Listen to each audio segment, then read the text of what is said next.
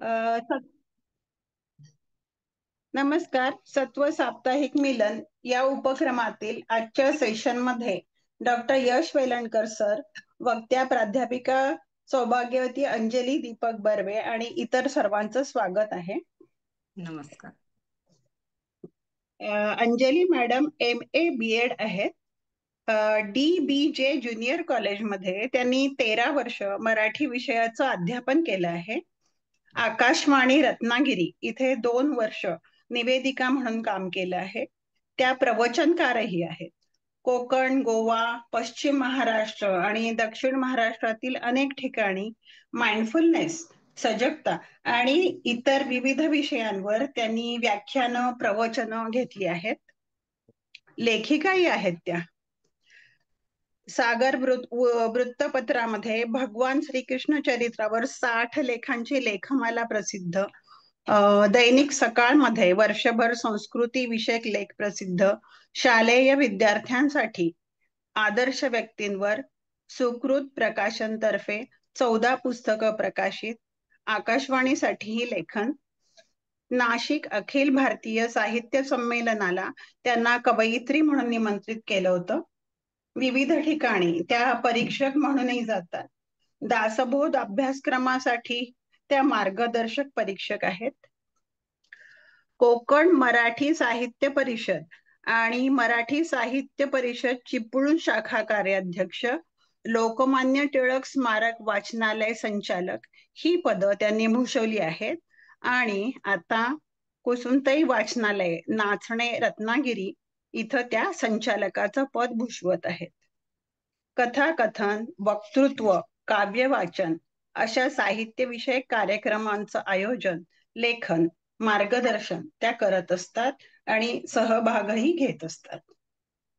आज आपण त्यांच्याकडून ऐकणार आहोत आत्मभान आणि मीचे गाठोडे. आपण त्यांना सुरुवात करण्याची विनंती करूया. Over to you Anjali madam. Thank you. नमस्कार. सर्वप्रथम डॉक्टर यश वेलणकर आमचे मार्गदर्शक आणि त्यांना सहाय्य करणाऱ्या प्राचीताई, आपल्याबद्दल मी कृतज्ञता व्यक्त करते की ही संधी मला आपण दिली, की त्यानिमित्तानं अभ्यास होतो आमचा. आणि ह्याची खात्री आहे की जरा काही इकडे तिकडे चुकलं किंवा विषय इकडे तिकडे झाला तर आपण सर आहातच, आणि त्यामुळे विश्वासानं मी ह्या विषयाला तयार झाले. आत्मभान हा विषय आपण माइंडफुलनेसच्या संदर्भातच बघणार आहोत. पण तरी सुद्धा की काही विषय असे असतात की वेगवेगळ्या क्षेत्रात ते वापरले जातात तेव्हा त्याचा वेगवेगळा अर्थ निघू शकतो, आणि तो सुद्धा आपण बघितला पाहिजे अगदी थोडक्यात, कारण काही गोंधळ त्याच्यामुळे होता कामा नयेत. बरेचदा भाषाशास्त्र असं सांगतं की काही शब्दांचा अर्थ विस्तार होतो आणि काही शब्दांचा अर्थ संकोच होतो. म्हणजे भयंकर हा शब्द जर बघितला तर त्याचा अर्थविस्तार झालेला आहे, की भयावह, भीतीप्रद असं आपण जेव्हा म्हणतो तेव्हा भयंकर शब्द वापरतो. पण काय भयंकर आवडला पिक्चर असं जेव्हा म्हटलं जातं तेव्हा खूप आवडला असाच त्याचा अर्थ असतो. त्यामुळे ह्या अर्थाचा विस्तार झालेला आहे.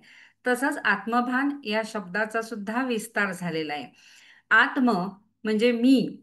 मग इथे मी म्हटल्यावर मी जीव, शरीराने जी काही मी दिसते आता अंजली बर्वे ती मी, माझा आत्मा, हे सगळं काही त्याच्यात गृहीत धरलेलं असतं. गिरवाण लघुकोशामध्येही मी जीव, आत्मा, जीवात्मा वगैरे शब्द वापरलेले आहेत.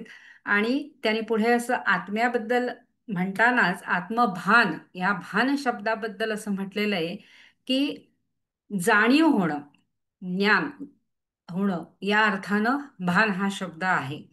तर मग आत्मभान हा शब्द आपण माइंडफुलनेसमध्ये पुढच्या अर्थानं आता सगळं बघणारच आहोत. पण त्याच्या आधी सर्वसाधारणपणे लोक हा शब्द वापरतात किंवा कानावर पडायला लागला तो कधी कधी आणि कसा कसा. तर अगदी सुरुवातीला स्त्री विषयक जागृती, जनजागृती जेव्हा झाली की स्त्रीच्या आत्मभानाबद्दल बोललं गेलं, असा तो आत्मभान हा शब्द तिथे आला. की मुद्दाम एक लोकसत्ता मधल्या लेखाचं मी उदाहरण देते म्हणजे तुमच्या लक्षात येईल की ह्या स्त्रिया ज्या खेडेगावातल्या विशेषतः कष्टकरी स्त्रिया आहेत त्यांचे नवरे दारुडे असतात आणि मग ते घरी येऊन बायकांना मारतात. खरं तर मुलाबाळांसकटचा संसार तीच रेटत असते चार घरी कामं करून. पण तरी सुद्धा दारूसाठी, नशेसाठी हे लोक घरी येऊन त्यांना मारतात. ज्या वेळेला स्त्रीमुक्ती किंवा स्त्री स्वातंत्र्याची चळवळ ही लांबपर्यंत पोचली, त्यावेळेला खेडेपाड्यातून त्यांच्या सभा व्हायला लागल्या, त्या वेळेला त्यांच्या जाणीवा विकसित व्हायला लागल्या. तर लोकसत्तात त्या बाईनी, म्हणजे शब्दांकन होतं, असं म्हटलं होतं की माझा नवरा जेव्हा मारायला मला आला तेव्हा मी चुलीतलं जळकं लाकूड त्याला काढलं मारायला, आणि तेव्हापासून त्याने मला कधीही त्रास दिला नाही. तर तिचं असं म्हणणं होतं की तो मला नेहमीच इतके दिवस मारत होता आणि चुलीतही लाकूड धगधगत होतच, पण ते लाकूड उचलून मी प्रतिकार करू शकते ही जाणीव, हे भान मला आजपर्यंत नव्हतं, ते आलं. या अर्थानं आत्मभान हा शब्द तिथे आला. आंबेडकरी चळवळीमध्ये बाबासाहेबांनी जे सांगितलं की गुलामांना गुलाम असल्याची जाणीव करून द्या, त्यांना जाणवतच नसतं की आपल्यावर हा अन्याय होतोय, तिथेही तो आत्मभान हा शब्द वापरला जातो बऱ्याच ठिकाणी. तर याच पद्धतीनं अगदी दुसरीकडे आपण मोठं झाल्यानंतर जेव्हा आध्यात्मिक पुस्तकं वाचतो त्यावेळेला आपल्याला आत्मभान हा शब्द तिथेही दिसतो, की तिथे मात्र आत्मा आणि परमात्मा यांचं मिलन, त्यांचा एकत्रितपणा, या अर्थानं तो शब्द आलेला असतो. आणि तिथे आत्मभान हा शब्द जरी या अर्थाने आलेला असला तरी कालच सरांचं आषाढी एकादशीवरनं व्याख्यान झालं, म्हणजे मानसशास्त्र संतांनी सुद्धा जाणलं होतं या अर्थानं. तर तिथे हा शब्द अशा पद्धतीनं अध्यात्मात जो येतो तो सुद्धा इथे माइंडफुलनेसचा विचार केल्यासारखाच आलेला आहे बऱ्याच ठिकाणी. मग काय म्हटलेलं आहे संतांनी असं सांगता येईल की संत एकनाथांनी असं म्हटलेलं आहे की एका जनार्दनी आप आपणासी देखणे, एका जनार्दनी आप आपणासी देखणे, साक्षीत्वे पाहणे तेच सोहम. आपण आपल्याला साक्षी भावानं तटस्थ होऊन पाहणं यालाच सोहम, तोच मी असं म्हणता येईल, मीची जाणीव असं म्हणता येईल, असं त्यांनी सांगितलेलं आहे. की मग पुढे आणखी संतांनी सांगितलेले आहे रामदासांपासून सगळ्यांनी की ज्ञान म्हणजे काय, ज्ञान म्हणजे आत्मज्ञान, पाहणे आपणासे आपण या नाव ज्ञान. हे आत्मज्ञान आणि आत्मभान याच्यात फारसा फरक नाहीये. आपण अगदी शब्दच्छल करायचा असला तर असं म्हणू शकतो की मला आत्मभान आल्यानंतर मी आत्मज्ञान मिळवलं, किंवा मला आत्मज्ञान झाल्यानंतर मला आत्मभान आलं. एवढं फरक करू शकतो आपण, की ती जाणीव झाली आणि मी त्याच्याविषयी अधिक जाणून घ्यायला लागले, माइंडफुलनेसची पुस्तकं वाचायला लागले. अशा पद्धतीनं हे दोन्ही शब्द समानार्थीच आहेत खरे, पण वेगवेगळे फिरवून वापरू शकतो आपण. तर अशा पद्धतीनं आत्मज्ञान हा शब्द किंवा आत्मभान हा शब्द माइंडफुलनेसमध्ये जेव्हा अ, विचारात घेतला गेला, त्यावेळेला महत्वाची गोष्ट अशी आहे की आपल्या जीवनामध्ये जे काही आपल्याला साध्य करायचं आहे किंवा आपला एकूण जीवन प्रवास आहे, त्यामध्ये वेगवेगळ्या भावभावनांना आपण प्रसंगांना सामोरे जात असतो, त्यावेळेला समतोल राखण्यासाठी हे आत्मभान अतिशय महत्वाचं असतं. हा समतोल राखण्यासाठी स्वतःला काही प्रश्न विचारून घ्यायचे असतात. यश सरांचा अतिशय सुंदर माहितीपूर्ण व्हिडिओही त्याच्यावर आहे. तर आता पहा, काल आषाढी एकादशी झाली, आज पलटवारी, म्हणजे लोक परतायला लागलेले आहेत. एवढा जीवाचा आकांत करून, पायपीट करून, त्याच्यापेक्षा तंगडतोड करून असं आपण म्हणू, ती वारीला जातात. इतक्या गैरसोयी असतात, असुविधा असतात, की आजकाल भूक हा प्रकार त्यांचा सगळीकडे भागवला जातो, पण झोपायला कसं मिळेल, अंघोळीला काय पाणी, कसं पाणी मिळेल, प्रातर्विधी कसे, काहीही कल्पना नसते. कुठे कशी सोय होईल तसं राहावं लागतं. आणि एवढं करून पंढरपूरच्या दारात गेल्यानंतर त्या अलोट गर्दीतून तो माझा विठुराया मला दिसेल याची काही खात्री नसते. मग कधी कधी त्या पायरीचं दर्शन घ्यायचं, मुखदर्शन घ्यायचं किंवा कळसाचं दर्शन घ्यायचं आणि मग आनंदानं परत निघायचं. अशा वेळी जे वारीला जात नाहीत त्यांना असे प्रश्न पडतात की कशा करता हे सगळं करायचं, का हा अट्टाहास करायचा, का जीवाला तोशीच लावून घ्यायची, कष्ट करून घ्यायचे, काय मिळवतात हे, काय मिळतंय ह्याच्यातून त्यांना, काय साधायचं असतं त्यांना. हे सगळे प्रश्न सामान्यतः माणसाला पडतात. हेच प्रश्न स्वतःच्या बाबतीत पडले पाहिजेत आत्मभान जपण्याकरता. तर असे हे प्रश्न आपल्याला पडले आणि त्याच्यातून आपण विचार करायला लागलो की आपलं हे आत्मभान जागृत होतं. तर हे 5 प्रश्न सरांनी सांगितलेले आहेत. ते कोणते 5 प्रश्न आहेत? तर मी कोण? मी कोण आहे? आता ह्याच्यात सुद्धा अध्यात्माकडे आता आपल्याला वळायचं नाहीये, कारण त्याच्यामध्ये मग लगेच निर्वाण षटक आठवेल शंकराचार्यांचं. आणि त्या शंकराचार्यांच्या निर्वाण षटकाचा उपयोगही आपल्या आत्मभान किंवा एकूणच माइंडफुलनेसमध्ये अतिशय पंचकोशांचा विचार वगैरे केलेला आहे. नमे पंचकोश त्याने म्हटलंय, मी कुणाचा भाऊ नाही, मी कुणाचा पिता नाही, मी भोगता नाही, मी जेवणारा नाही. अशा पद्धतीनं मी कोण नाही ते सगळं त्याच्यात निर्वाण षटकामध्ये सांगितलेलं आहे, मी कोणचा विचार करत असताना. तर इथे आपल्याला फक्त इथे जाणीव आपल्याला अशी करायची आहे की त्यांनी तिथे म्हटलंय की मी शरीर नाही, मी मन नाही. तर इथे मात्र आपण व्यावहारिक सत्तेत वावरतोय. आणि त्यामुळे हे जीवन अधिक जीवनोत्सव, असं सरांनी म्हटलं की जीवनोत्सव जर करायचा असला, आनंदानं हे जीवन जगायचं असलं, तर आपल्याला ह्या सगळ्या जाणीवा असल्या पाहिजेत. मी म्हणजे कोण आहे, म्हणजे मी जेव्हा म्हणते की मी उंच आहे, तेव्हा मी मी म्हणजे शरीर असं समजत असते.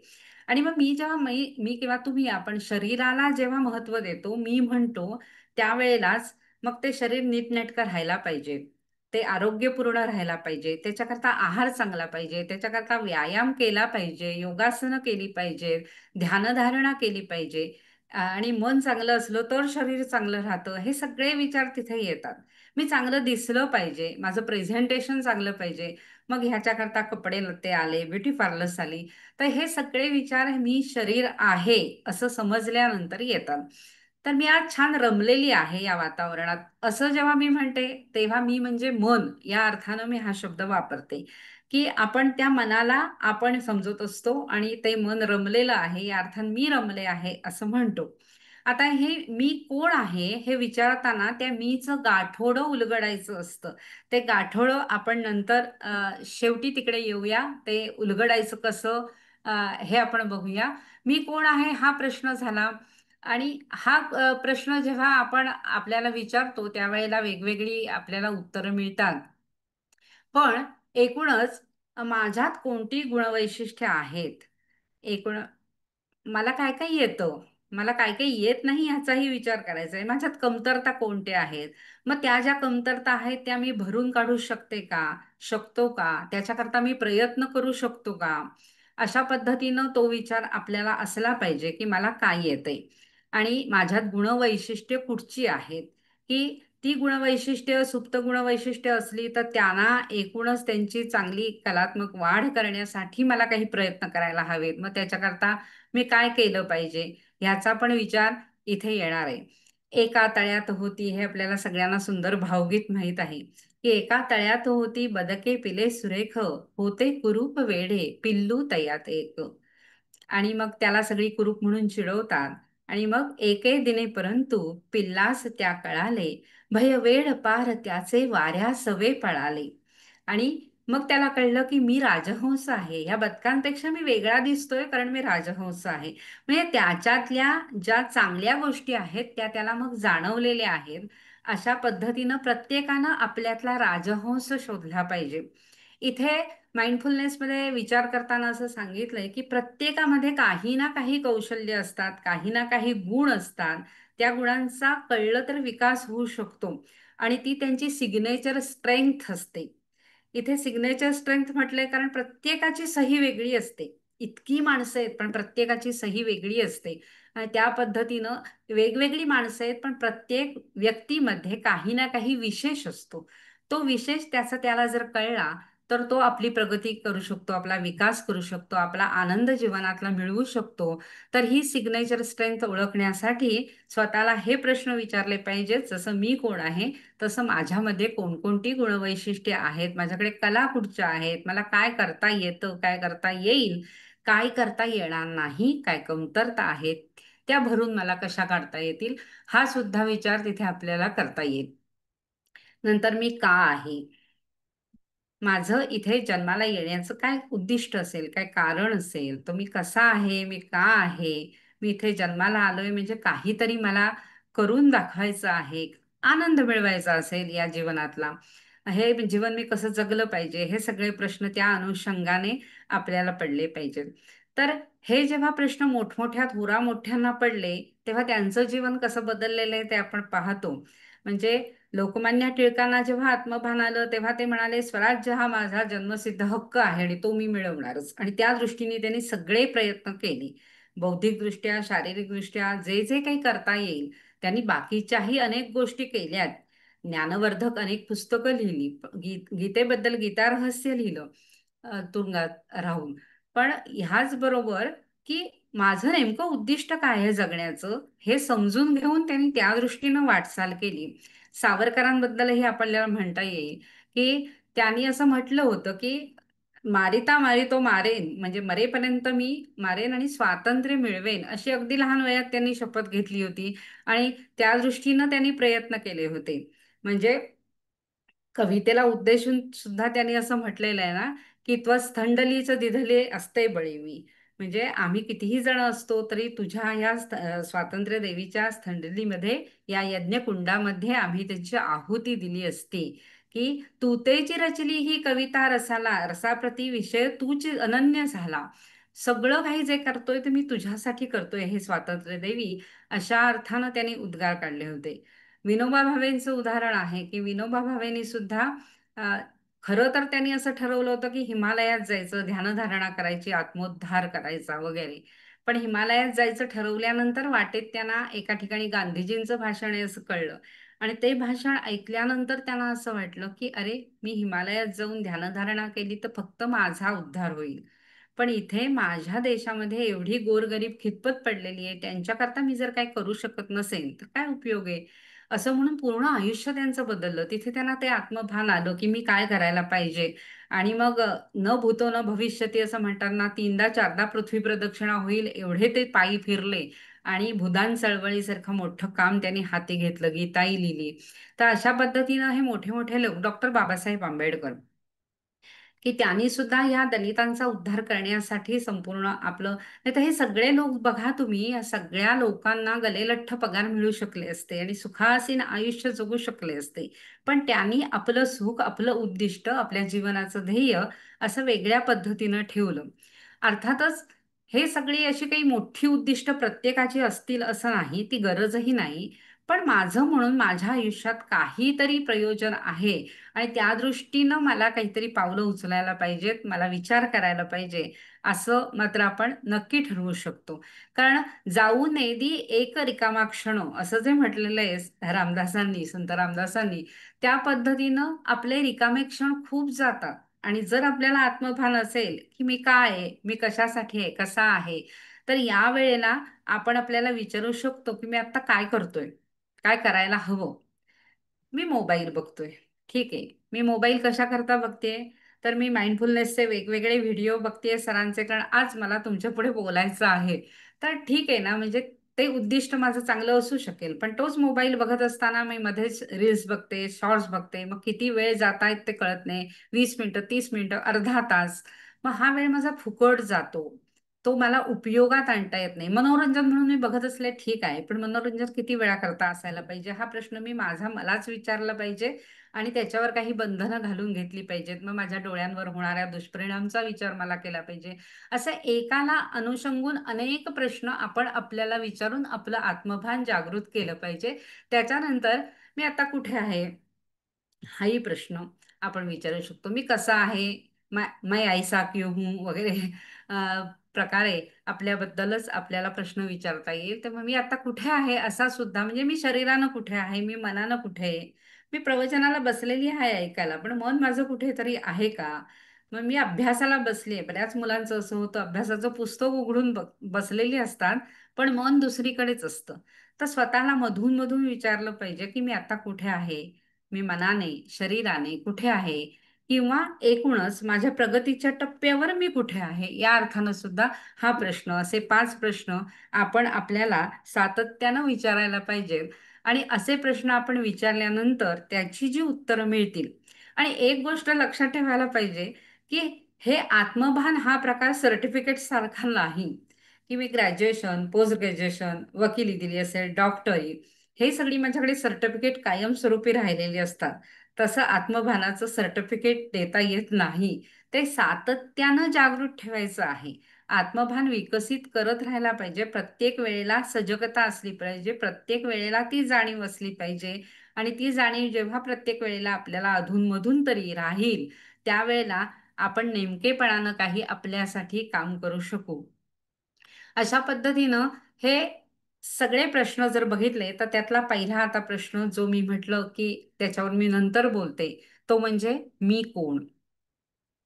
हा प्रश्न आपण आपल्याला विचारला पाहिजे अशा करता की बरेचदा हे भान आपल्याला नसतं.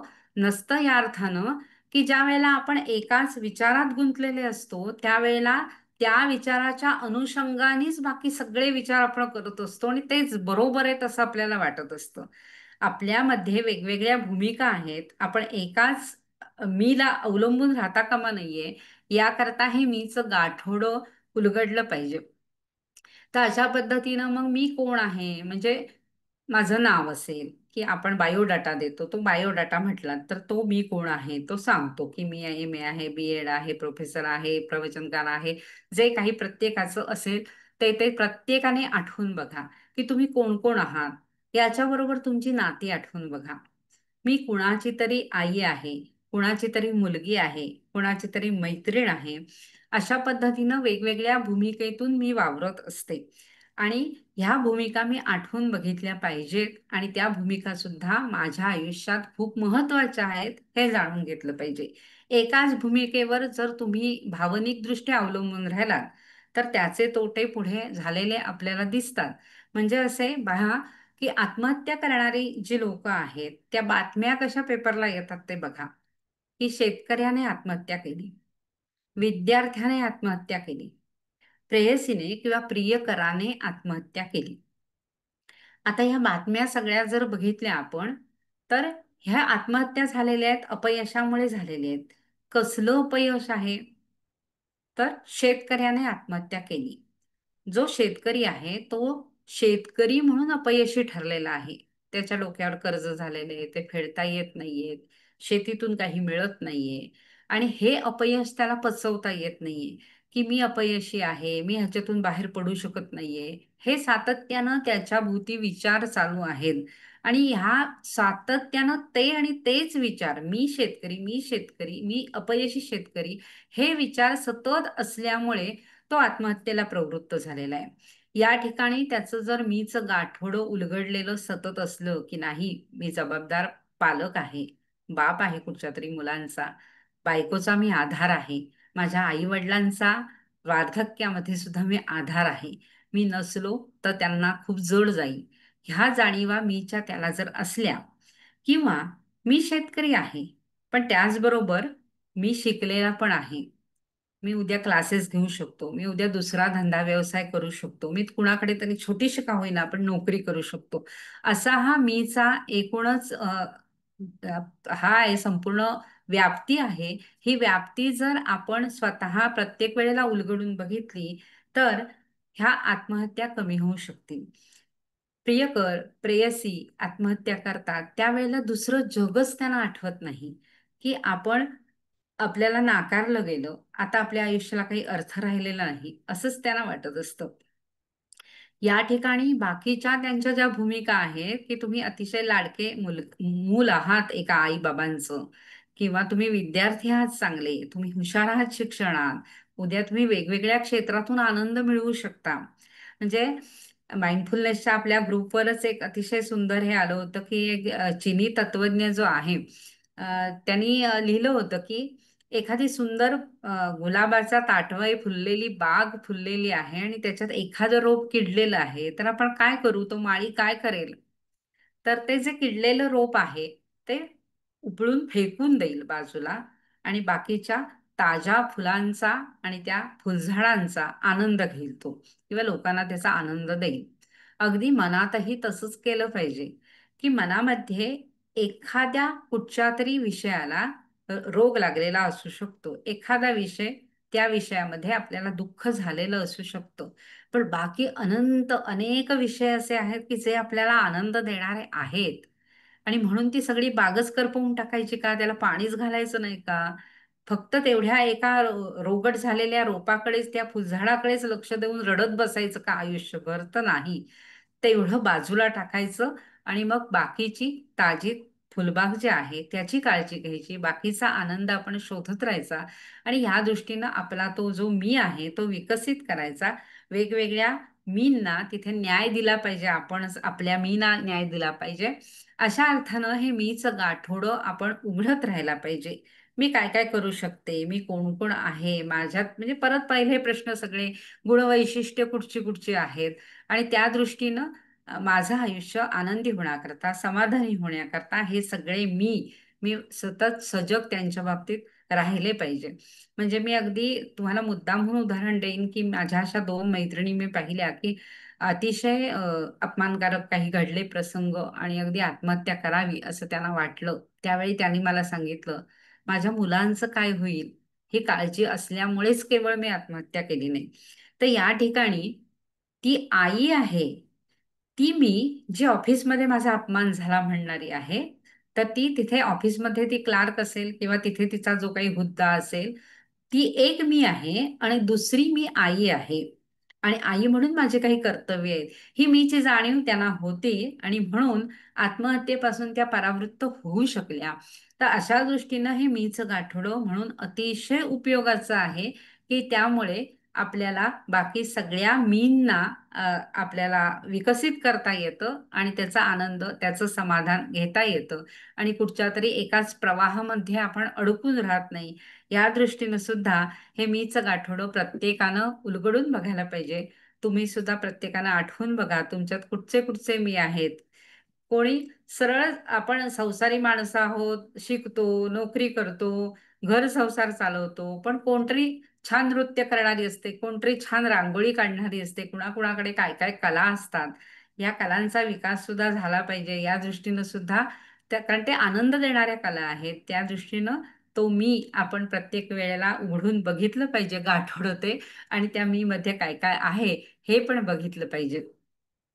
तर या दृष्टीनं विचार करताना मी कोण आहे, मी कसा आहे, मी काय करतोय, मी काय केलं पाहिजे, हे सगळे विचार करताना निर्णय प्रक्रियेमध्ये, आता हा विषय खूप मोठा आहे सगळा माइंडफुलनेस हा, तरी सुद्धा आणखी एक मला एक छान पुढे सगळं वेद मनाचा सरांचं पुस्तक वाचताना हे पण सांगावंसं वाटलं ह्याला जोडून, की आपण कोणत्या पद्धतीनं विचार करतो हे या दृष्टीनं खूप महत्वाचं आहे. आणि म्हणून हा विचार करत असताना किंवा एखादी निर्णय प्रक्रियेमध्ये सहभागी करून घेत असताना आपण काय करायचं आहे, तर याला पुन्हा वेगवेगळ्या विचारांना सहा टोप्या, सहा रंगाच्या कल्पना केलेली आहे. एडवर्ड डिबोनो म्हणून एक लेखक आहेत आणि या लेखकाने सिक्स थिंकिंग हॅट्स असे एक पुस्तक लिहिलेलं आहे आणि त्याच्यामध्ये त्यांनी ह्या सहा रंगाच्या सहा टोप्या त्यांची कल्पना केलेली आहे. आणि मग ती कल्पना अशी आहे की मी एखादा विचार करताना सहा अंगाने केला पाहिजे विचार. थोडक्यात म्हणजे मी पांढरी हॅट घालायची आणि मला जो विचार करायचा आहे त्याचा जे बेसिक माहिती आहे की मला काय करायचं आहे, कशा पद्धतीनं करायचं आहे, तो विचार तिथे ह्या पांढऱ्या रंगाच्या टोपीनं टोपी घालून केलेला आहे. त्याच्यानंतर मी लगेच पिवळी टोपी पण वापरायची आहे की मला ह्याच्यातून काय फायदा मिळणार आहे, आनंद मिळणार आहे, समाधान मिळणार आहे, कोणत्याही प्रकारचा फायदा असेल तो फायदा काय आहे याचा सुद्धा मला विचार करायचा आहे. फायद्याबरोबर काळी टोपी आहे तोटे दाखवणारी, तर तोटे सुद्धा लक्षात घ्यायचेच आहेत. आणि तोटे काय काय होऊ शकतात, त्या तोट्यांवर मी मात कशी करू शकेन याचाही विचार तिथे करायचा आहे. त्याच्यानंतर लाल रंगाची टोपी आहे, ती भावनांची टोपी आहे. आज बघा IQ बरोबर EQ ला खूप महत्त्व आलेलं आहे, की तुम्हाला ज्यात आवड असते ना त्याच्यात तुम्ही लवकर प्रगती करता. पण तरी सुद्धा प्रत्येक वेळेला भावनेच्या भरात आवड आपल्याला काय आहे ही कधी कधी कधी कळलेली नसते तरुण मुलांना. की 10वी 12वीची मुलं ऍडमिशन घेताना तुला कुठे जायचंय म्हटल्यावर त्यांचे मित्र कुठे जाणार असतात ते सांगून टाकतात की हो मला आवडतं म्हणून. तर त्यामुळे नेमकेपणानं श्रेयस काय आणि प्रेयस काय हे बघावं लागतं. तसं प्रिय मला काय आहे, मला आवडतंय काय, मला कशात आनंद आहे, हे सुद्धा बघायचं आहे. भावनिक दृष्ट्या मी कुठे रमणार आहे हे बघायचं आहे. पण त्याला फार गुण द्यायचे नाहीत, फार मार्क द्यायचे नाहीयेत. 20% वगैरे मार्क त्याला आपण ठेवूया आणि त्याचा विचार मात्र अवश्य अवश्य करायला हवाय आपल्याला. तर अशा पद्धतीनं ह्या वेगवेगळ्या टोप्या वापरायच्या आहेत. आणि ह्या टोप्या त्याच्यानंतर हिरवी टोपी आहे, ही क्रिएटिव्हिटीची आहे, सर्जनशीलतेची टोपी आहे. की एखादी गोष्ट तुम्ही करायची ठरवल्यावर ती कोणत्या पद्धतीने करता येईल, त्याच्याकरता काही वेगळ्या ट्रिक, वेगळ्या युक्त्या, वेगळ्या कल्पना तुम्हाला तिथे आणता येत आहेत का? बघा, मार्केटिंग क्षेत्रामध्ये हे तुमच्या पटकन उदाहरणं लक्षात येतील, की इतक्या वेगवेगळ्या युक्त्या केलेल्या असतात. अगदी निवडणुकांमध्ये सुद्धा पूर्वीचा इतिहास बघितला, गरिबी हटाव, एखादा शब्द तो उचलून धरला जातो आणि तो आकर्षक असतो. तर त्या पद्धतीनं मार्केटिंगमध्ये अनेक क्लुप्त्या काढल्या जातात, की खूप तिथे कॉम्पिटिशन आहे आणि त्यामुळे म्हणजे इडली आणि आर्केडवाल्यांचं चरित्र वाचलं असलं तर त्यांनी लिहिलं की पहिल्यांदा हॉटेल काढल्यानंतर मित्रानं सांगितलं की अरे, जिथे गाड्यांची गर्दी दिसेल तिथे चांगलं असतं असं समजून लोक जातात. मग यांनी पहिल्यांदा मित्रांच्या गाड्या आणून तिथे गर्दी करून ठेवली होती.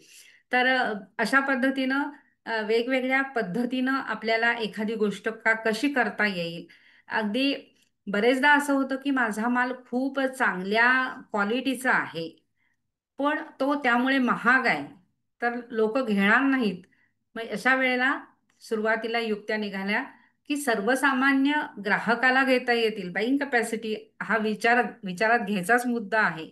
मग 1 रुपयाचं सॅचेट, 5 रुपयाचं सॅचेट आता बाजारात आलेत बघा, अगदी छोटी छोटी छोटी सॅचेट की कोणीही ते विकत घेऊ शकेल, अशा पद्धतीनं तिथे तो विचार केलेला आहे, ती कल्पना लढवलेली आहे. आमच्याकडे गुहागर पट्ट्याला म्हणजे एखाद्या उद्योजक विषय आवडीचा असतो उद्योग करणं, पण भांडवल शेवटी कच्च्या मालाला लागतंच. मग ते कुठून आणायचं? तर एका मुलानं करवंट्यांपासून दागिने सुरू केलेत आणि ते अतिशय आता चांगल्या पद्धतीनं खपतायत. तर ह्या युक्त्या आहेत, ह्या क्लुप्त्या आहेत, ही क्रिएटिव्हिटी आहे, ही सर्जनशीलता आहे, कल्पना आहेत ह्या. एक एक प्रत्येक वेळी सर्जनशीलता असते असं नाही. मी एक छोटीशी गंमत तुम्हाला सांगते की 8वी 9वीत असताना आम्हाला इंग्रजीच्या धड्यामध्ये शॅम्पेन वाईनचा प्रकार हे स्पेलिंग आलं होतं आणि हे स्पेलिंग इतकं विचित्र आहे लक्षात ठेवायला 8वी 9वीच्या दृष्टीने पाठांतराला. तर अशा युक्त्या मी बरेच केलेल्या आहेत की हे नाही ना लक्षात राहते, मग काय करायचं. तर आमच्याकडे मदतनीस चंपा नावाची बाई होती.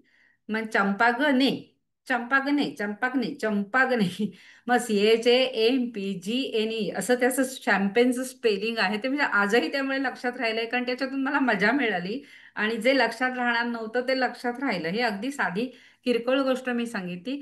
तर अशा पद्धतीनं हा हिरव्या रंगाची हॅट घालून वेगवेगळ्या कल्पना, वेगवेगळ्या युक्त्या मी जे काही करणार आहे त्याच्यात कशा पद्धतीनं वापरता येतील का, हा विचार सुद्धा तिथे करता येतो आणि त्याच्यातून एक आनंदही आपल्याला मिळत असतो. आणि शेवटी निळा रंग सांगितलेला आहे. निळा रंग आकाशाचा आहे, व्याप्ती आहे त्याची. आणि व्याप्ती असली तरी त्याला काही, तुम्ही त्याच्यावर पाणी उडवा, शेण उडवा, काहीही लेपन त्याला लागत नाही. आणि त्यामुळे अलिप्तपणा हा आकाशाचा गुण आहे. आणि अलिप्तपणे ह्या सगळ्याकडे बघायला शिकलं पाहिजे. की काही वेळेला आपण भावनांच्या आहारी जातो, काही वेळेला आपण भविष्यात काहीतरी आपण मिळवणार आहोत या उमेदीत, आनंदात, ओव्हर कॉन्फिडन्स आपण म्हणतो, तसंही घडू शकतं. तर या दृष्टीनं तटस्थपणे या सगळ्याकडे बघून निर्णय घेता आला पाहिजे. आणि म्हणून असे हे विचार प्रत्येक वेळेला करता आले पाहिजेत. मला वाटतं आता आपण चर्चेला कधी सुरुवात करायची? चालेल ना. तुमचं बोलणं झालं की चर्चेला सुरुवात करू. हां. तर हो. आत्मभान जपण्याच्या दृष्टीनं, आपल्या जीवनात समतोल राखण्याच्या दृष्टीनं हे आत्मभान येणं गरजेचं आहे. आणि नुसतं ते एकदा आणि दोनदा नाही, तर अधूनमधून आपल्याला प्रत्येकाला हे प्रश्न स्वतःला पडले पाहिजेत, ते विचारले पाहिजेत. आणि ते विचारल्यानंतर आपल्या जीवनात नक्की आमूलाग्र बदल होईल. म्हणजे मला असं खरंच वाटतं की हे सगळे संत जे आहेत ना, या संतांनी इतकं काही लिहून ठेवलेलं आहे. नुसतं लिखाण बघूया आपण त्यांचं, की पूर्वीचे संत जाऊ देतच, आता अगदी साधे जे साहित्यिक लिहिणारे आहेत, ललित म्हणतो आपण त्याला, तर हे ललित लेखक सुद्धा 40-40, 50-50 पुस्तकं लिहिलेले लेखक आहेत. की नोकरी करतायत, धंदा करतायत, संसार करतायत, कधी काढतात हा वेळ, असं आपल्याला वाटतं. पण हा वेळ ते का काढतात, तर त्यांना मला जीवनात काय करायचंय ह्या प्रश्नांची उत्तरं त्यांनी ठरवलेली असतात. आणि त्या दृष्टीनं ते सवड काढतात आणि आपल्याला काय जे साध्य करायचं आहे ते साध्य करतात आणि यश मिळवतात. तर आपल्याला जर जीवनामध्ये यश मिळवायचं असलं, आनंद मिळवायचा असला, समाधान मिळवायचं असलं आणि जीवनाला एक अर्थ द्यायचा असला, हे सरांच्या पुस्तकात असं म्हटलेलं आहे की एक भाकरी आणि एक फूल, भाकरी जगवते आणि फूल आपल्याला आनंद देतं. तर या पद्धतीनं आपल्याला जीवनामध्ये अर्थ प्राप्त करून घ्यायचा आहे आणि तो अर्थ सौंदर्यपूर्ण असला पाहिजे. माझं जीवन आनंददायी गेलं पाहिजे, याकरता प्रयत्न करायचे आहेत. आणि याकरता प्रयत्न करण्याकरता हे आत्मभान जपलं पाहिजे. आत्मभान जपत असताना मीच गाठोडं सुद्धा आपण उलगडलं पाहिजे प्रत्येक वेळेला. आणि आपल्याला जे काही शक्य आहे ते करण्याचा, आनंदाने करण्याचा प्रयत्न प्रत्येकानं केला पाहिजे. तर आपण या सगळ्यातून आपण हळूहळू छान आणि अर्थपूर्ण आयुष्य जगू शकू असं मला वाटतं. की आता आपल्याला जर काही शंका असली, मला असं वाटतं की तुम्ही ना मीच तुमचं जे गाठोडं आहे ते सुद्धा उघडून बघा की माझ्याकडे काय काय आहे. ह्याच्यावर बोललात तरी चालेल आणि नंतर काही शंका असल्या तर त्याचंही आपण निरसन करूया. खूप छान मॅडम. मराठीच्या प्राध्यापिका असल्याचं जाणवलं. अनेक वेगवेगळे संदर्भ एकनाथांची उभ्या तुम्ही सांगितल्यात आणि एक 35 मिनिटं अतिशय ओघवत्या भाषेत तुम्ही विषय मांडलेला आहे. खूप खूप धन्यवाद. आता धन्यवाद. या संदर्भात कोणालाही काही प्रश्न असतील म्हणजे आपल्या सर्वांसाठी आता आपण मोकळा वेळ देऊया की ही काही माहिती आता जी काही मॅडमनी दिलेली आहे याचं आपल्याला ऍप्लिकेशन करायला हवं. माझे मीचे गाठोड्यात काय काय आहे, मला नवीन मी काही निर्माण करायचं आहे का, याचाही विचार आपण करायला हवा. आणि या संदर्भात काही शंका तुम्हाला असतील तर तुम्ही अनम्यूट करून बोलू शकता. नमस्कार मॅडम. तुम्ही खूपच छान आपल्यातला राजहंस शोधला पाहिजे ही उपमा दिली.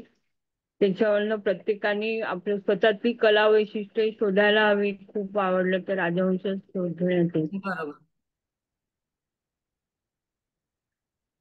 छान. आणि नमस्कार. या ज्या आता बोलतायत त्यांना मी ओळखतो. त्यांनी स्वतःमधला राजवंश शोधलेला आहे. अरे वा, त्यांना सांगा ना सर. त्यांना त्या पार्किन्सन आजार आहे त्यांना. हा. हा पण नमस्कार मॅम. पार्किन्सन. हा मनीषा मॅडम सांगा जरा तुमचे त्यांना पार्किन्सनचा सांगा, त्रास म्हणजे आहे पण सगळ्यांनाच त्यावर. त्याच्यातून काहीतरी बोध घेता येईल. जरूर सांगा. होय होय. मला मला 22 वर्ष झाले जवळपास पार्किन्सन झालेला आहे. पण हम्म. मी त्याच्यातनं बाहेर पडले आणि मला तो वरदानच ठरल्यासारखा वाटतोय. कारण मी एका हॉस्पिटलमध्ये पार्किन्सनच्या पेशंटला काउन्सिलिंग करते, डिमेन्शिया आणि पार्किन्सनच्या. म्हणजे हम्म. मी जे 100 रुपयाचं जर औषध घेते तर 100 रुपयाचं काम केलंच पाहिजे असा मला निश्चय असतो. आणि म्हणजे त्याच्यातनं बाहेर पडायला, कारण मी त्याचा स्वीकार केलाय असेल मला ठीक आहे. आणि माझ्या घरच्यांनी पण मला खूप सपोर्ट केलाय. आणि तुमच्यासारख्या सर्वांचे मला शुभेच्छा पण खूप मिळतात. आणि त्याच्यामुळे मी आज उभी आहे. आणि अच्छा, छान. आणि म्हणजे सर जे त्या म्हणाले कविता की सुद्धा करतात. अरे वा, हम्म. माइंडफुलनेस ऍप्लिकेशन महत्वाचं आहे असं सर कायम सांगतात. नुसतं तोंडी म्हणजे शब्दे विण पाठांतर काय असा करावे, व्यर्थची मरावे घोकुनी यार्थे विण पाठांतर काय असा करावे असं म्हटलंय. तर प्रत्यक्षात तुम्ही ते आचरणात आणलंय. खूप छान. हम्म. आणि एका समीक्षकानं असं म्हटलेलं आहे, कलाकारान, की माझ्या आयुष्यात दुःख आली ते खूप चांगलं झालं, कारण या हम्म. दुःखांमुळे माझ्या कला अतिशय सुंदर पद्धतीनं मला चितारता आल्या. सादर करताय. खूप खरी गोष्ट आहे. आणि तुम्ही खूपच छान ओघवत्या भाषेत सांगितलं. इतकं छान वाटलं. खूपच छान. आणि यश सरांची कृपा सरांचं तर आहे. नेहमीच चांगलं. हॅलो, मी बोलू का? हा, बोला सर. हा, नमस्कार. मला एकच मुद्दा मांडायचा आहे की सुरुवातीला आपण जे प्रसिद्ध व्यक्तींची उदाहरणं दिली हम्म. त्याचं प्रयोजन म्हणजे कशा ह्या आपल्या माइंडफुलच्या दृष्टीने समजलं नाही. म्हणजे ही आत्मभान ही खूपच व्यक्तिगत स्वरूपाची भावना आहे. म्हणजे कोणाच्याही जाहीर आयुष्यातून आपल्याला त्याच्यामध्ये काहीच बोध होऊ शकत नाही असं मला वाटतं. खूपच व्यक्तिगत आणि खूप पर्सनल लेवलची भावना आहे. म्हणजे त्यांनी प्रगती केली म्हणून आपण त्यांना आत्मभान आहे असं म्हणणं मला वाटत नाही की ते धैर्याचं ठरेल आपलं. तर त्याच्याबद्दल जरा विवेचन, म्हणजे ती उदाहरणं एक मोटिवेशन म्हणून ठीक आहे, पण आपल्या हा. व्यक्तिगत अभ्यासासाठी त्याचं प्रयोजन काय होतं ते जरा समजलं तर मला बरं पडेल. हा, माझं सांगण्याचा हेतू हाच होता की आपण जे मी 5 प्रश्न सांगितले, की मी कोण आहे? मी कशासाठी इथे आहे? मी काय करायला हवं? माझ्यातली गुणवैशिष्ट्ये काय आहेत? माझ्याकडे कोणती कौशल्य आहेत? माझ्याकडे कुठच्या कला आहेत? माझी सिग्नेचर स्ट्रेंथ काय आहे? हे सगळे जे प्रश्न आहेत की नाही, ह्या प्रश्नांना विचारल्यावर आपल्याला आत्मभान येतं. आणि हे प्रश्न नक्कीच ह्या मोठ्या माणसांनी, म्हणजे आपण सगळ्यांनी अशीच कामं केली पाहिजे तसं नाही. पण हे प्रश्न नक्कीच त्यांनी आपल्याशी कुठेतरी म्हटलेले आहेत मनात, म्हणून ते इथपर्यंत जाऊ शकले, एवढंच मला म्हणायचंय. पण तो एक अंदाज बांधला ना आपण. हा, नाही अंदाज म्हणताय ना, विनोबांची तुम्ही पुस्तकं वाचा. विनोबांनी इतका विचार केलेला आहे स्वतःबद्दल सुद्धा, त्यांच्या आईने दिलेल्या शिकवणीबद्दल सुद्धा त्यांनी विचार केलेला आहे. की म्हणजे परंपरेने सांगितलं म्हणून नाही, त्यांनी गीताही लिहिली, पण गीतेमध्ये जे म्हटलेलं आहे, की गीतेत असं म्हटलेलं आहे की दान करायचं असलं तर ते सत्पात्री करावं. पण त्यांची आई म्हणायची नाही नाही, सत्पात्री नाही, आपल्या पुढ्यात जो हात पसरून आलेला आहे त्याला आपण आपल्याला जेवढं जमेल तेवढं द्यावं, कारण पात्रता कोणी मोजायची, असे आईचे विचार आहेत. आणि मग हे आईचे विचार आणि गीताई लिहिणाऱ्या त्या कृष्णाने दिलेले विचार ह्यांची सांगड घालून त्यांनी आपण काय केलं पाहिजे हे ठरवलंय. म्हणजे असं बऱ्याच गोष्टीतून त्यांच्या एकूण लिखाणातून आपल्याला जाणवतं की त्यांनी हा विचार कुठे ना कुठे केलेला आहे.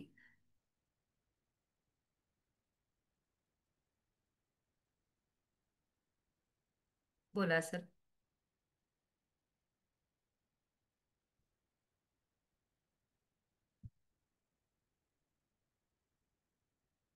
आणि ते पण उदाहरण खूप आवडलं शेतकऱ्याचं, की ते आत्महत्या करणारे शेतकरी, म्हणजे प्रत्येक वेळेला प्रत्येकाने आत्मभान ठेवणं गरजेचं आहे, की माझ्या माझ्या पाठी कोण आहे, अजून माझ्या पाठी मागे कोणाचं म्हणजे जबाबदारी कोणाची आहे, मी एकटा नाही आहे आणि मला सगळ्यांना सांभाळायचं आहे. म्हणजे सगळ्या गोष्टीचं म्हणजे चौफेर विचार करण्याची त्याच्यामुळे पात्रता येते ते. हम्म. आणि त्याची सवय पाहिजे, म्हणजे मीच गाठोडं उघडायची सवय कायम पाहिजे. कारण एखाद्या भावनेच्या आहारी गेल्यावर आपण तेवढाच विचार करतो आणि त्या विचाराच्या अनुषंगाने बाकीचे सगळे विचार येत राहतात आणि ते बरोबरच आहेत असं वाटत राहतं आपल्याला. आणि म्हणून मीच गाठोडं उघडत राहायला पाहिजे.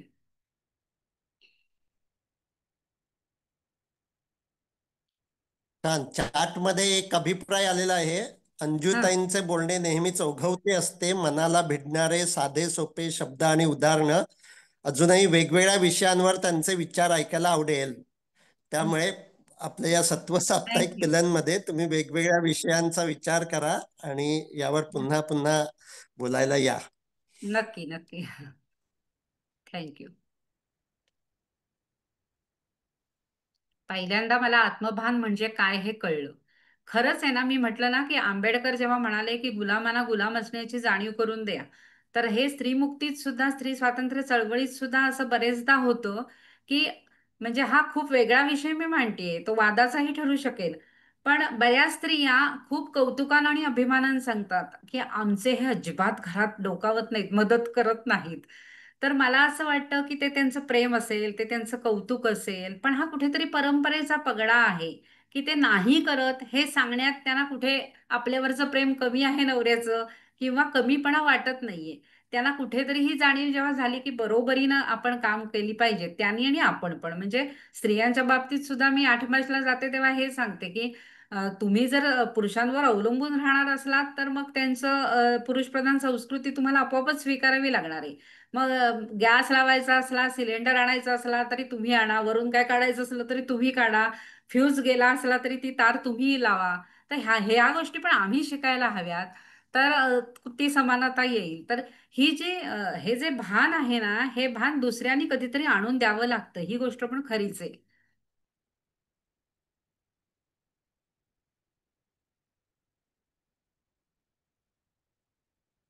आणि अ, ते रोबोटचं पण फुलझाडांचं पण उदाहरण आवडलं, की आपण कोणते विचार जपायचे आणि कोणते विचार जपायचे नाही. म्हणजे एका विचाराने सगळं म्हणजे वेळ वाया घालवण्यापेक्षा ते काढून टाकलं कधी चांगलं. खूप खूप छान उदाहरण दिलं तू.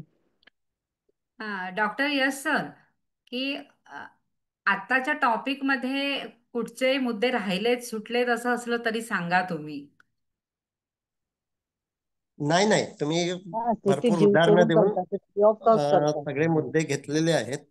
आणि त्यामुळे आत्मभान हा विषय त्याची सुरुवात आपण असं म्हणू शकतो की तुम्ही म्हणता तशी ही अखंड चालणारी प्रक्रिया आहे.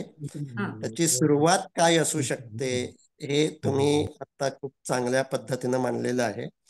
त्यामुळे ते जे 5 प्रश्न आहेत ते मी पुन्हा एकदा रिपीट करतो की मी मी मी कोण आहे, मग त्यामध्ये मी शरीर आहे, मी मन आहे, तसंच मीचे जे वेगवेगळे रोल आहेत ते आपल्याला सगळे कळले पाहिजेत. आणि नवीन रोल एखादा आपल्याला काही सुरू करायचा आहे का हे भान सुद्धा आपलं कोणत्याही वयात येऊ शकतं. म्हणजे ही जी वेगवेगळ्या लोकांची उदाहरणं ऐकली तर आपल्याला त्यापासून प्रेरणा मिळू शकते. म्हणजे आता प्रवीण सरांनी जे सांगितलं की त्या व्यक्तीचं ते आत्मभान असेल हे अगदी बरोबर आहे. पण त्यांची जर आपण चरित्र वाचली तर महर्षी धोंडो केशव कर्वे यांना त्यांच्या कामाचं आत्मभान हे ते निवृत्त झाल्यानंतर आलं असं आपण म्हणू शकतो. ते रिटायर्ड होईपर्यंत म्हणजे ते प्राध्यापक म्हणून काम करत होते, पण आपल्याला स्त्री शिक्षणासाठी काम करायचं आहे हे भान त्यांना त्यांच्या निवृत्तीनंतर म्हणजे 60व्या वर्षानंतर आलं. आणि मग त्याच्या पुढे त्यांनी 50 वर्ष म्हणजे 107 वर्ष ते जगले. पुढची 47 वर्ष ते केवळ स्त्री शिक्षणासाठीच जगले, स्त्रियांच्यासाठीच. आणि त्यामध्ये मग म्हणजे त्यांचं मी चरित्र वाचलंय आणि ते आता मला आठवलं म्हणून मी सांगतो की तुम्ही ते जे म्हणालात की एकदा आपल्या आयुष्याचा पर्पज समजला की इतर गोष्टींना आपल्याला काही वेळा नाही म्हणायला लागतं. त्यांनी महिलांसाठी शिक्षण हिंगण्याला सुरू केलं आणि त्याचवेळी स्वातंत्र्य चळवळीचा भाग होता आणि आपले काही कार्यकर्ते भूमिगत झालेले होते आणि त्यांना विनंती केली की आम्हाला आश्रय द्या. त्यावेळी धोंडो केशव कर्वेंनी त्यांना स्पष्ट सांगितलं की तुम्हाला मी आश्रय दिला तर मी जी हे काही छोटस स्त्रियांसाठीचं हे सुरू केलेलं आहे त्याच्यावर इंग्रजांची कदाचित वाकडी नजर पडेल आणि त्यामुळे मला तुम्हाला आश्रय देता येणार नाही. तुम्ही काम करता आहात ते खूप मोठं आहे, चांगलं आहे, पण मी तुम्हाला आश्रय देऊ शकत नाही हे त्यांनी स्पष्टपणे सांगितलं. ते त्यांना आत्मभान होतं आपल्याला नक्की काय साधायचं आहे, काय करायचं आहे हे त्यांना नक्की स्पष्ट होतं आणि म्हणून ते नाही म्हणू शकले. त्यामुळे आज सायकोलॉजीमध्ये जे असर्टिव्हनेस मध्ये म्हणतात don't say yes when you want to say no, हे सुद्धा आत्मभान असेल तर माणसामध्ये येऊ शकतं. आणि मग हे जे काही आपल्याला मी कोण व्हायचं आहे याच्यामध्ये माझ्याकडे काय काय आहे हे सुद्धा माहीत असणं आवश्यक आहे. त्यामध्ये तुम्ही जी सिग्नेचर स्ट्रेंथ ही सांगितली ती कळणं हे खूप महत्वाचं आहे. सिग्नेचर स्ट्रेंथ म्हणजे माझ्याकडे जी काही कौशल्य आहेत त्या सर्वाची एकत्रित परिणाम हा माझ्या प्रत्येकाचा वेगळा असणार. तो आपल्याला कळणं हे खूप महत्वाचं आहे. आणि हे जर आपल्याला कळलं तर मग आपलं आयुष्य सुद्धा अधिक अर्थपूर्ण होऊ शकतं. आणि म्हणून आपण माइंडफुलनेस मध्ये असं म्हणतो त्याचं सुद्धा तुम्ही उदाहरण दिलं की फोनवर आपण ज्यावेळी जातो ते का जातो आहोत असं स्वतःला प्रश्न विचारायला हवा. मी जे काही करतो आहे ते का करतो आहे ह्या ज्यावेळी आपण प्रश्न विचारू त्यावेळी आपण जे काही करू ते अधिक अर्थपूर्ण होईल. आणि मग त्याच्याच पुढचा भाग मी जगतोय ते का जगतोय हे. त्यामुळे का हा सुद्धा प्रश्न जसं एखाद्या कृतीसाठी असेल तसंच आयुष्यासाठी सुद्धा असू शकेल. आणि तो गवसणं म्हणजेच आयुष्याचा पर्पज गवसणं. आणि त्यामुळे आयुष्य अधिक अर्थपूर्ण करण्यासाठी देखील हे आत्मभान खूप महत्वाचं आहे. तुम्ही खूप छान पद्धतीने हा विषय मांडला. खूप खूप नाही म्हणण्याची ताकद धन्यवाद. सुद्धा ती म्हणजे मुळात असते किंवा डेव्हलप करावी लागते. होय नाही होय म्हणणं ही सुद्धा एक स्ट्रेंथच आहे की बऱ्याच जणांना ते जमत नाही. आणि बरोबर. आणि त्यामुळे मग नाही म्हणता आलं नाही तर मग म्हणजे आपण अशी कल्पना करू की एक गाडी आहे, एसटी आहे आणि त्यात जे लोक येत आहेत त्यानुसार ती एसटी फिरते आहे, तर ती कुठल्याच दिशेला जाणार नाही. म्हणजे पुण्याहून ती समजा बाहेर पडली, सुरुवातीला काही जण कोल्हापूरला जाणारे बसतील, पुढे गेल्यावर कोणीतरी संभाजीनगरला जाणारे बसतील, आणि तिकडे जर ती जायला लागली बस, तर ती कोल्हापूरलाही पोहोचणार नाही आणि संभाजीनगरलाही पोहोचणार नाही. आपण असं म्हणतो की आपल्या मूल्य म्हणजे आपल्या आयुष्याच्या गाडीला लागलेला बोर्ड आहे, आणि तो बोर्ड लावला की अन्य जे काही येतील त्यांना आपल्याला नाही म्हणता यायला हवं. इथे याच्यात सुद्धा कोल्हापूर असा बोर्ड लावला की संभाजीनगरमध्ये कडे जाणारी माणसं समजा त्या गाडीत चढली तर त्यांना नाही म्हणून उतरवता यायला हवं, की ही गाडी संभाजीनगरला जाणार नाही, मी तुम्हाला मदत करू शकत नाही. तर ते कळण्यासाठी सुद्धा आपल्याला आपली मूल्य निश्चित करता यायला हवीत.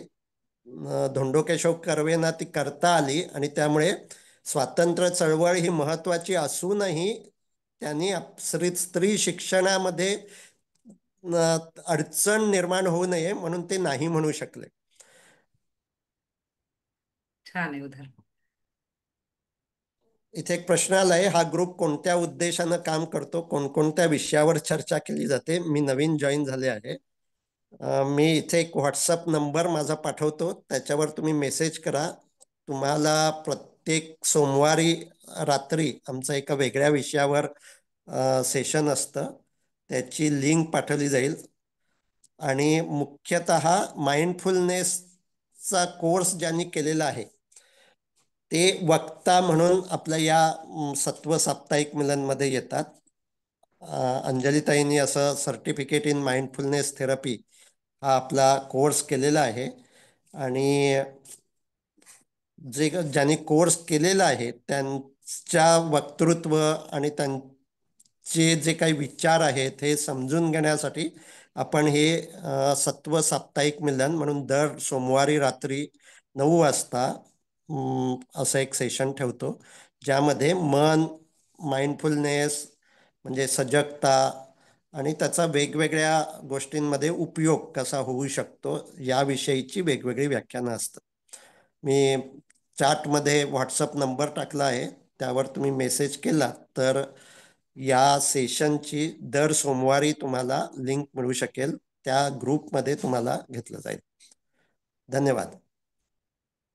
छान. तर आनंद पाटील, तुम्हाला काही आणखी विचारायचं आहे का सर?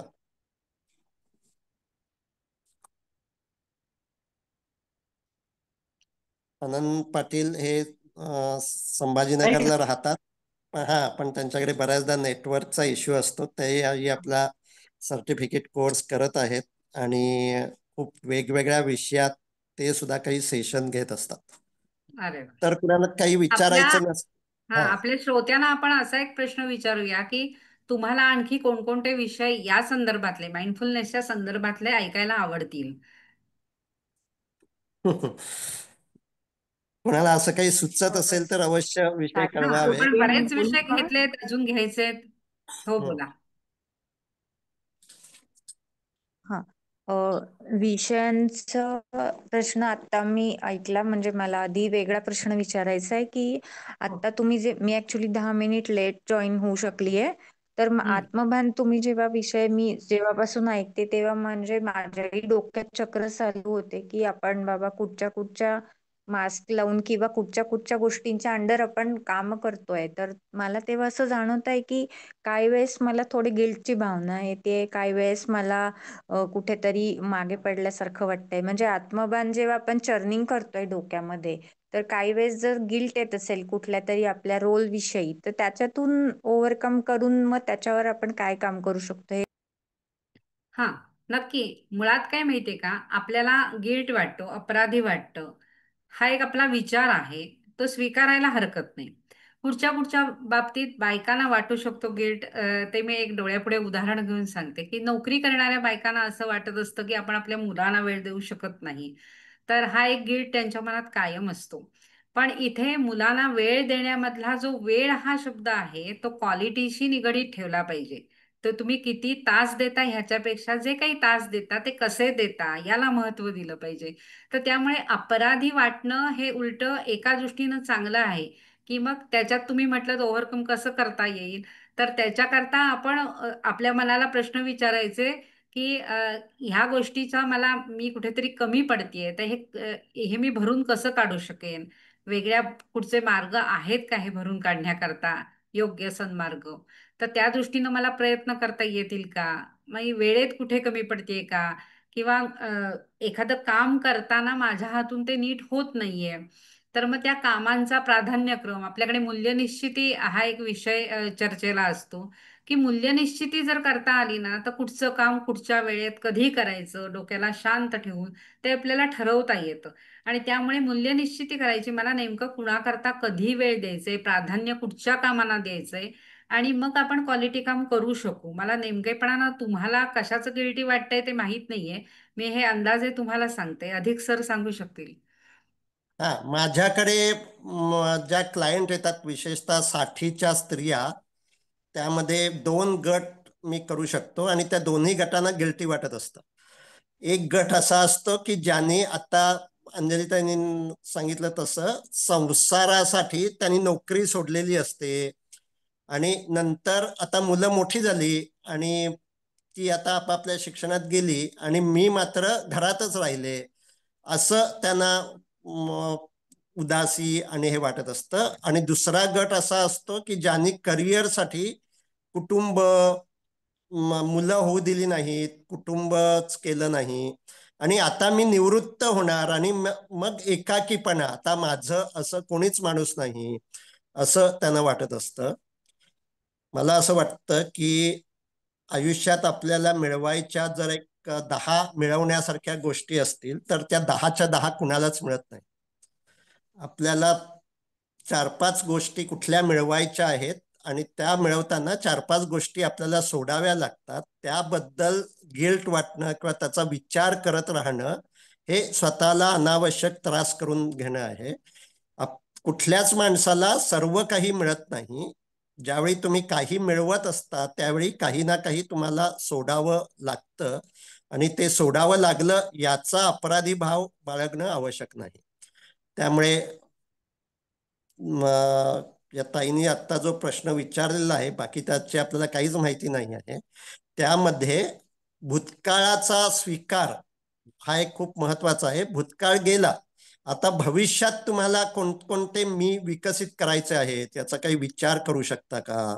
तुमच्यामधली कोणत्या स्ट्रेंथ आहेत ज्या वापरल्या गेल्या नाहीत, ज्या विकसित झाल्या नाहीत, याचा विचार करून भविष्याचं मूल्य ठरवणं हे खूप महत्वाचं आहे.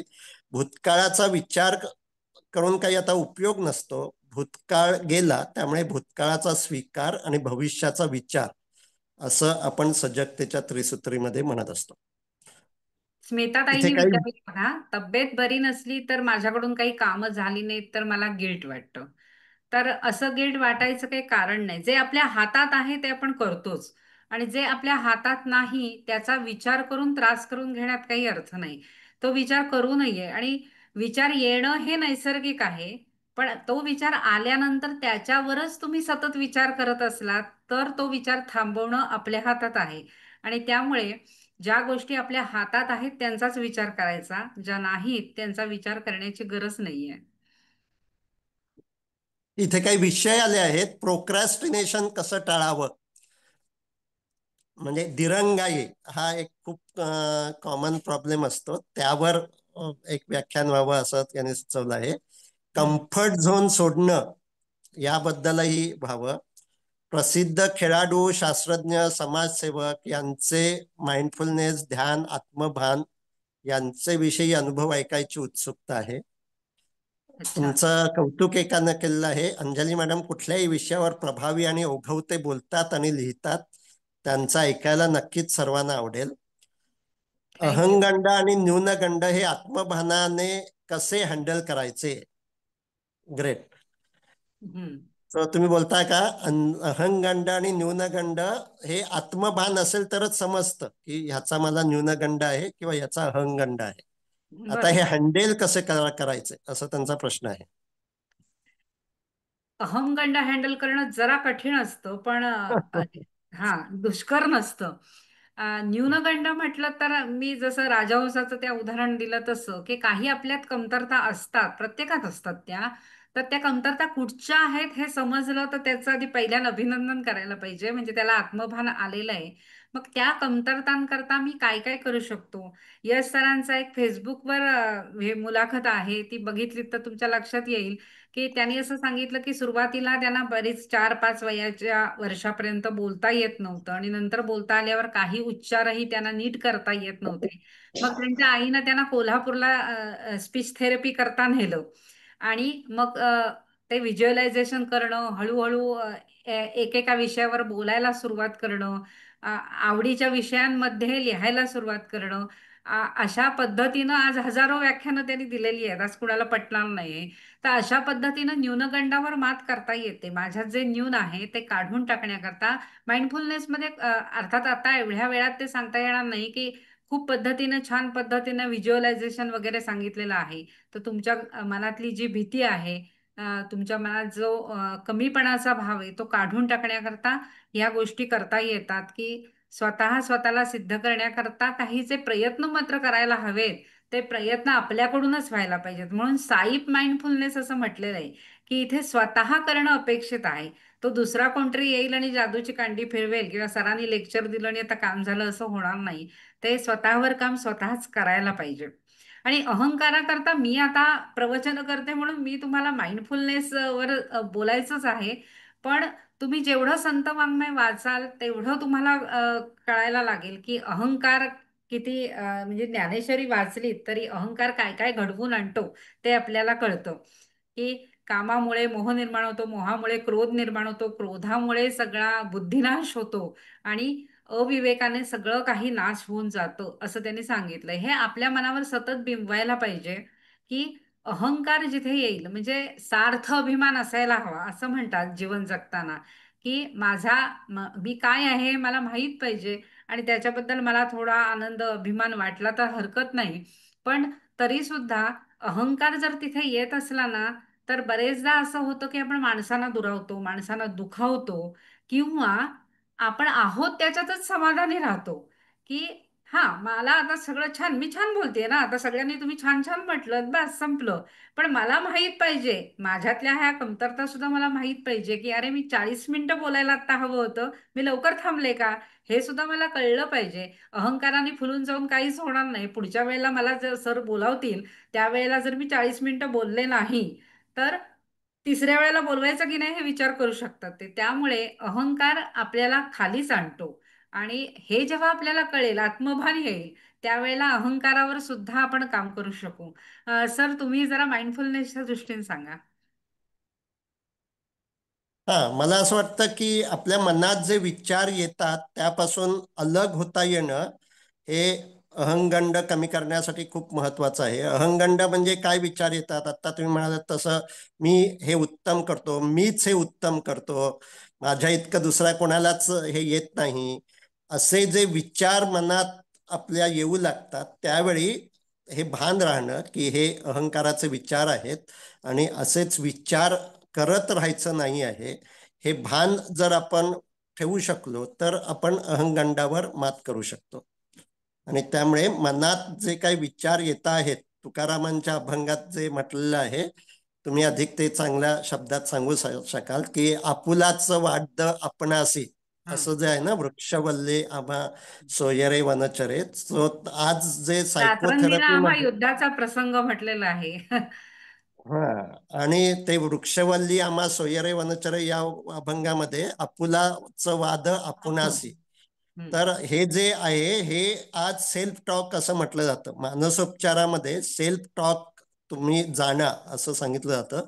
सेल्फ टॉक म्हणजेच मनात आपल्या कोणते विचार येत आहेत आणि आपण कोणते विचार करतो आहोत हे आपल्याला जर भान आपण विकसित केलं तर अहंगंड आपण टाळू शकतो. की मीच यात सर्वश्रेष्ठ नाहीये, यामध्ये काम करणारी खूप माणसं आहेत, ती माझ्यापेक्षा अधिक चांगलं काम करत आहेत, अधिक प्रभावी काम करत आहेत, असं आपण स्वतःला सांगू शकतो आणि अहंगंड आपला कमी करू शकतो. आपल्या वेदमानाच्या पुस्तकात तो काढून टाकायला सांगितलेला आहे की प्रत्येक बरोबर. ठिकाणी तो असता कामा नाही. आणि ज्या वेळेला आता विशेष करून 60-70 नंतर जेव्हा एकत्र कुटुंबात आपण राहतो तेव्हा आमच्या वेळी असं होतं, ते असंच झालं पाहिजे, तो ओटा स्वच्छच असला पाहिजे. म्हणजे जिथे जिथे तुम्ही च लावाल, व्यवस्थितपणा हा चांगला गुण आहे, पण तो व्यवस्थितपणा सगळ्यांच्यातच असला पाहिजे. तर हा च लावला तर तो तुम्हाला त्रासदायक ठरतो. तो अहंकार काढून टाकायला हवा तिथला. छान. इथे एक प्रश्न आलेला आहे. हं. 2 प्रश्न आहेत. एक विषय सुचवलेला आहे. एखाद्या गोष्टीसाठी स्वतःला प्रोत्साहित कसे करावे आणि त्यात सातत्य कसे ठेवावे याविषयी ऐकायला आवडेल. ओके. स्वतःला प्रोत्साहित करणं आणि सातत्य ठेवणं. आणि एक प्रश्न आलेला आहे, बाहेर पडण्याचा आत्मविश्वास वाटत नाही. माझं वय 65 वर्ष 64 वर्ष आहे. घरात कामे करताना काही वाटत नाही, पण बाहेर जायचं म्हटलं की भीती वाटते. काय करावे? उपाय काय करावा? तर यावर उपाय हाच की ती जी भीती आहे त्या भीतीवर तुम्हाला काम करायला हवं. आणि सुरुवातीला आत्ता जसं अंजलताईंनी सुरुवातीला म्हटलं की व्हिज्युअलायझेशन करणं, तसं काही प्रमाणात कल्पना करणं की मी बाहेर एकट्यानं जाऊन शेजारी एक दुकान आहे तिथे जाऊन काही वस्तू घेऊन येते आहे, अशी पहिल्यांदा कल्पना करायची. अशी कल्पना करताना देखील शरीरात काय फरक होतात ते जाणायचे, त्याचा स्वीकार करायचा, थोडं दीर्घ श्वसन करायचं. असं पुन्हा पुन्हा केलं की बाहेर जायची जी भीती आहे ती कमी होईल. मग प्रत्येक सुरुवातीला छोट्या जवळ जायचं, तिथून थोडं अधिक दूर जायचं. म्हणजे एकदम तुम्ही एकट्यानं पूर्ण दिवसभर राहणं हे कठीण जाईल, पण 15 मिनिटाच्या अंतरावर जे काय आहे तिथं एकट्यानं जाऊन यायचं. असं करू लागलात की तुम्हाला बाहेर जायची ही सवय होऊ शकते. सवयीचा जो महत्वाचा भाग आहे की छोट्या छोट्या गोष्टी रोज करत राहिलात की त्याची भीती जाते आणि सवय लागते. तर आज खूप छान व्याख्यान झालेलं आहे. खूप खूप धन्यवाद. एक आता नंबर आपण धन्यवाद सर. छान. हा आजचं सेशन आपण इथे आता संपूया. सर्व धन्यवाद. श्रोत्यांना पण धन्यवाद. आपण छान सहकार्य केलं, छान गप्पा मारल्यात आणि तुमच्या प्रश्नांमुळे अधिक अभ्यास करण्याची उमेद येईल, कारण सगळंच काही आत्ता मला माहिती आहे असं नाही. धन्यवाद. आणि मी म्हटलं तसं तुमच्या व्याख्यान खूप छान. खूप छान. साहेबांनाही सांगा तुमचं भाषण सुंदर आणि त्याला अगदी शोभेशी पार्श्वभूमी असं एक एकाने कौतुक केलेलं आहे. त्यामुळे बर्वे सरांचं सुद्धा खूप खूप आभार की त्यांनी तुमच्या पाठीमागे एक सुंदर माड आणि समुद्र किनारा अशी पार्श्वभूमी उभी केलेली आहे. तेव्हा त्यांचेही आभार. आपण इथे सेशन संपूया. पुन्हा भेटूया पुढच्या सोमवारी. हो. धन्यवाद.